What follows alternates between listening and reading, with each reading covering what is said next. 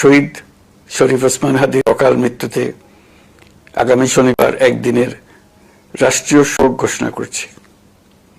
এই উপলক্ষে শনিবার দেশের সব সরকারি, আধা সরকারি, স্বায়ত্তশাসিত প্রতিষ্ঠান, শিক্ষা প্রতিষ্ঠান সহ সরকারি বেসরকারি ভবন এবং বিদেশে বাংলাদেশ মিশনগুলোতে জাতীয় পতাকা অর্ধনমিত থাকবে। একই সাথে আগামীকাল শুক্রবার বাদ জুমা দেশের প্রতিটি মসজিদে শহীদ ওসমান হাদির রুহের মাগফিরাত কামনায় বিশেষ দোয়া ও মোনাজাতের আয়োজন করা হবে। আপনারা তাতে শরীক হন। ভাই, দেশে কি হলো? ভালো মানুষগুলো চলে যাচ্ছে, দেশ কি ভালো হবে না?